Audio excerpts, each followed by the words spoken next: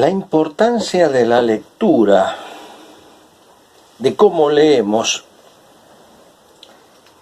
me hacía acordar aquella expresión que Jesucristo habló con aquel joven. ¿Se acuerdan? Un día llegó un joven y le dijo: Maestro, ¿cómo puedo heredar la vida eterna?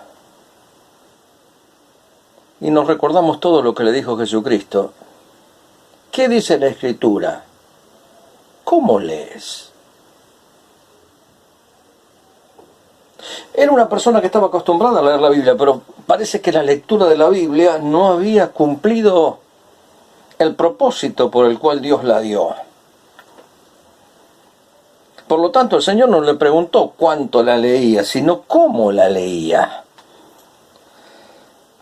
Uno de los grandes problemas que tenemos en el aprendizaje y en el estudio de la Biblia es precisamente cuando nosotros no leemos la Biblia.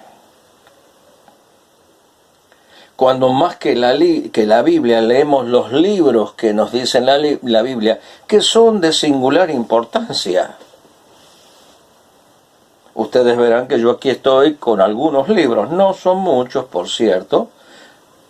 Por lo tanto, valoro los libros. Una cosa es que los libros nos ayuden como complemento, otra cosa que los libros, al fin y al cabo, sean la esencia de nuestro estudio. Entonces ya lo nuestro no es estudiar la Biblia, es copiar a los libros. Por eso es de gran importancia. Jesucristo le dijo: ¿cómo lees? Evidentemente conocía, porque le contesta. Automáticamente el joven le dice: amarás al Señor con todo tu corazón, con todas tus fuerzas, con toda tu alma, y a tu prójimo como a ti mismo. Jesucristo le dijo: ahí está, haz eso. El hombre dice: ¿quién es mi prójimo? Entonces Jesucristo allí, estamos refiriéndonos a un pasaje en el Evangelio de Lucas, en el capítulo 10, le relató la parábola del buen samaritano. Había leído, pero no sabía quién era el prójimo. Creía que cumplía, pero no cumplía. Por eso Jesucristo le dijo: ¿cómo lees? Una cosa es una lectura desprejuiciada, otra cosa es una lectura descuidada. ¿Qué es una lectura desprejuiciada? Pues que está libre de prejuicios. Claro que debemos ir a la Escritura con una lectura desprejuiciada, no debemos ir con prejuicios, debemos dejar que ella misma nos dé su mensaje, pero necesitamos ir a la Escritura, necesitamos leerla, necesitamos familiarizarnos con el escrito, necesitamos entender el formato del escrito, necesitamos comprender la finalidad del escrito, si no estaremos estudiando, pero nunca aprendemos.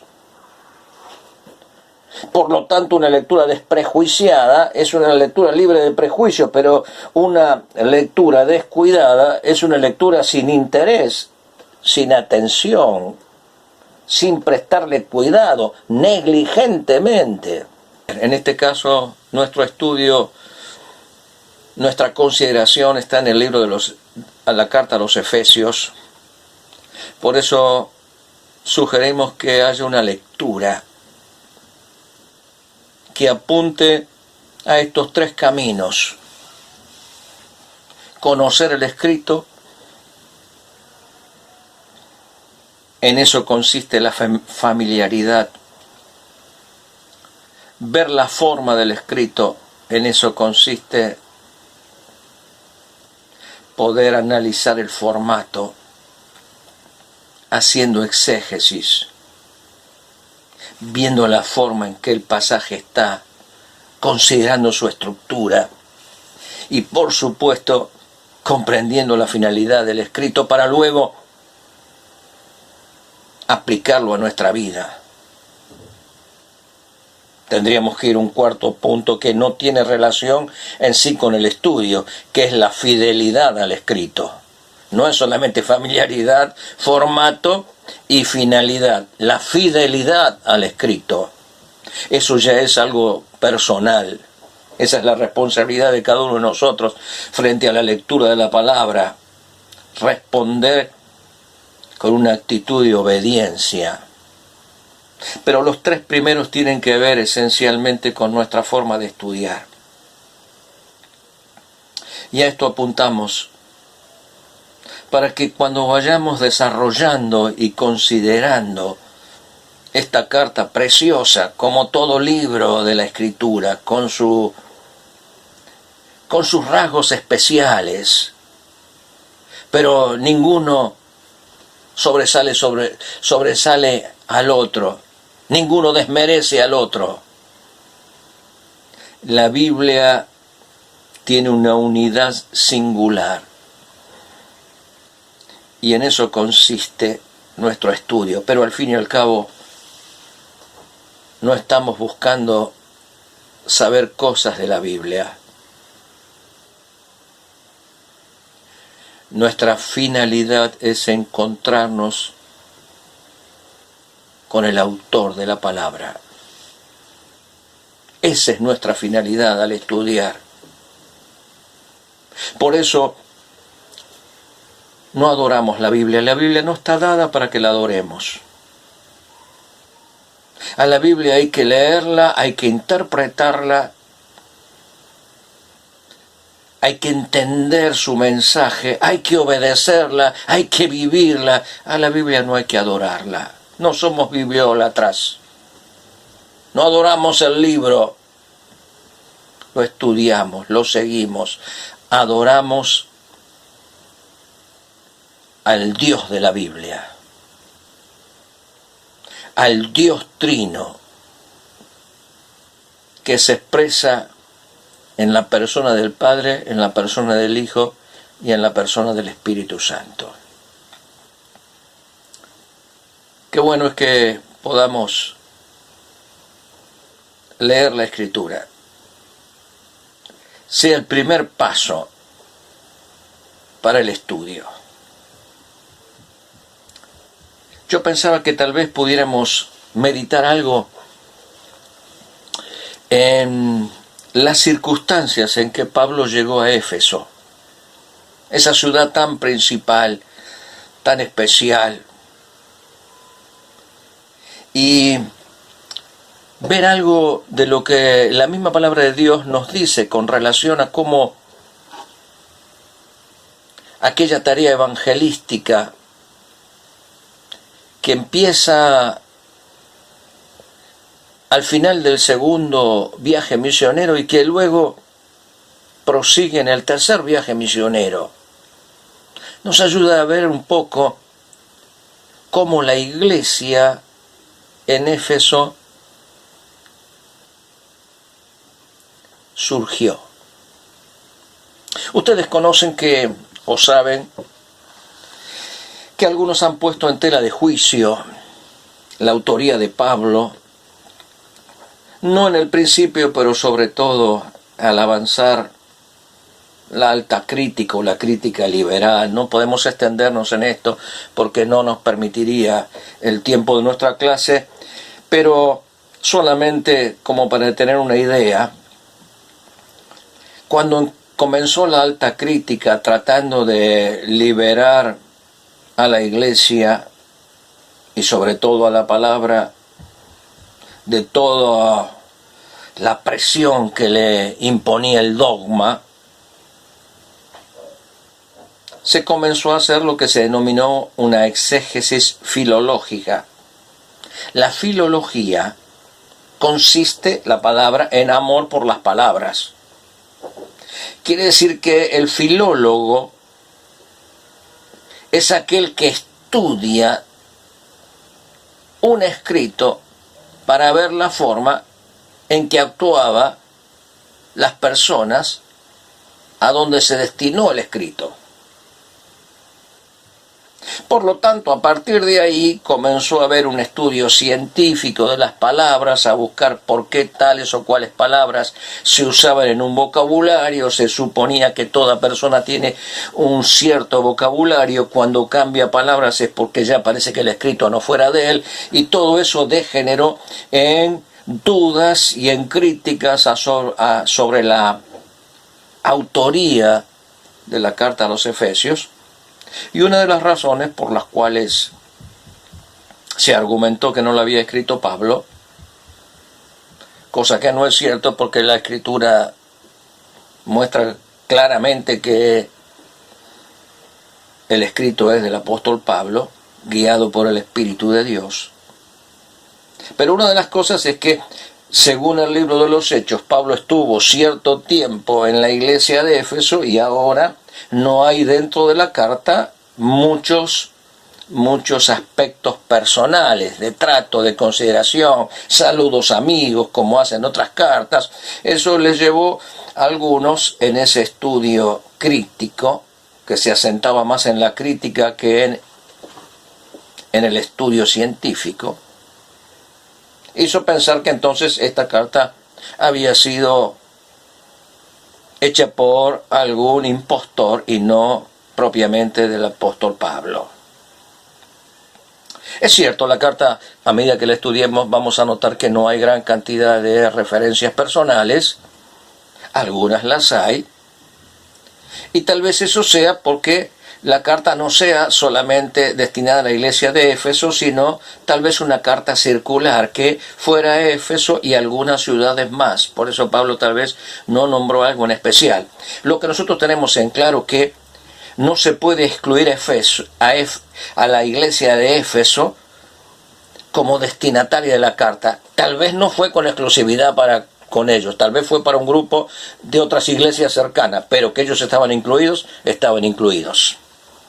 Libro de los Hechos, capítulo 18.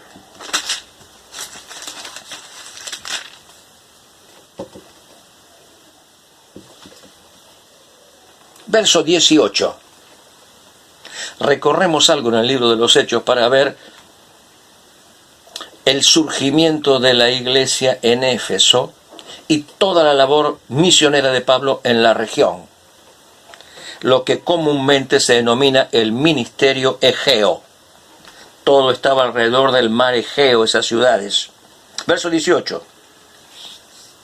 Dice, mas Pablo, habiéndose detenido aún muchos días allí, se está refiriendo a cuando Pablo salió de Atenas y fue a Corinto, después se despidió de los hermanos y navegó a Siria, y con él Priscila y Aquila, habiéndose raspado la cabeza en Cencrea, porque tenían hecho voto, y llegó a Éfeso. Miren ustedes, Pablo llega por primera vez, y los dejó allí, y entrando en la sinagoga, discutía con los judíos, los cuales le rogaron que se quedase con ellos por más tiempo, mas no accedió. La primera visita fue una corta visita, sino que se despidió de ellos diciendo, es necesario que en todo caso yo guarde en Jerusalén la fiesta que viene, pero otra vez volveré a vosotros si Dios quiere. Y zarpó de Éfeso. Habiendo arribado a Cesarea, subió, tal vez esta expresión sea que subió a Jerusalén, para saludar a la iglesia, y luego descendió a Antioquía, el lugar desde donde había salido a la obra misionera. Se termina el segundo viaje y Pablo, volviendo hacia Jerusalén, como él deseaba hacerlo, y luego Antioquía, pasó por Éfeso y estuvo allí un pequeño tiempo. Ellos querían que se quedara, pero él les dijo que no podía seguir. Ahora vamos al capítulo 19. Ahora ya comienza el tercer viaje misionero de Pablo. Verso 1. Aconteció que entre tanto que Apolos estaba en Corinto, Pablo, después de recorrer las regiones superiores, vino a Éfeso. Y hallando a ciertos discípulos, les dijo, ¿recibiste el Espíritu Santo cuando creísteis? Y ellos dijeron, ni siquiera hemos oído que hay Espíritu Santo. Bueno, allí Pablo les enseñó. Y versículo 8, después que terminó con ellos se convirtieron, recibieron el Espíritu Santo. Dice verso 8 del capítulo 19 de Hechos, y entrando Pablo en la sinagoga, habló con denuedo por espacio de 3 meses, discutiendo y persuadiendo acerca del reino de Dios. Pero endureciéndose algunos y no creyendo, maldeciendo el camino, hablando mal de los creyentes, del mensaje de los creyentes, maldiciendo el camino delante de la multitud, se apartó Pablo de ellos y separó a los discípulos, discutiendo cada día en la escuela de uno llamado Tirano. Así continuó por espacio de 2 años, de manera que todos los que habitaban en Asia, judíos y griegos, oyeron la palabra del Señor, y hacía milagros extraordinarios Dios por mano de Pablo. Fue un ministerio maravilloso, productivo. Si nosotros seguimos leyendo todo el capítulo 19, nos va a ayudar para entender. Porque allí tenemos el relato de cuando algunos judíos exorcistas, viendo el poder de Pablo y cómo Dios hacía milagros a través de él, quisieron hacer lo mismo, y dice que le decían a las personas que tenían espíritu inmundo, diciendo: os conjuro por Jesús, el que predica Pablo. Eran 7 de un tal, hijos de un tal Esceva, pero resulta que el demonio o el espíritu malo les dijo: a Jesús conozco y sé quién es Pablo, pero vosotros quién sois. Y el espíritu inmundo, saltando sobre ellos y dominándolos, pudo más que ellos, de tal manera que huyeron de aquella casa desnudos y heridos, y esto fue notorio a todos los que habitaban en Éfeso. Así judíos como griegos, y tuvieron temor todos ellos, y era magnificado el nombre del Señor Jesús. Capítulo 19, verso 18. Miren ustedes. Y muchos de los que habían creído venían confesando y dando cuenta de sus hechos, un verdadero arrepentimiento. Asimismo, muchos de los que habían practicado la magia trajeron los libros y los quemaron delante de todos, y hecha la cuenta de su precio, hallaron que era 50,000 piezas de plata. Dice el verso 20, así crecía y prevalecía poderosamente la palabra del Señor. Qué maravilloso, porque vemos que la iglesia en aquella ciudad surgió de un contexto pagano, de inmoralidad, de magia, de ocultismo.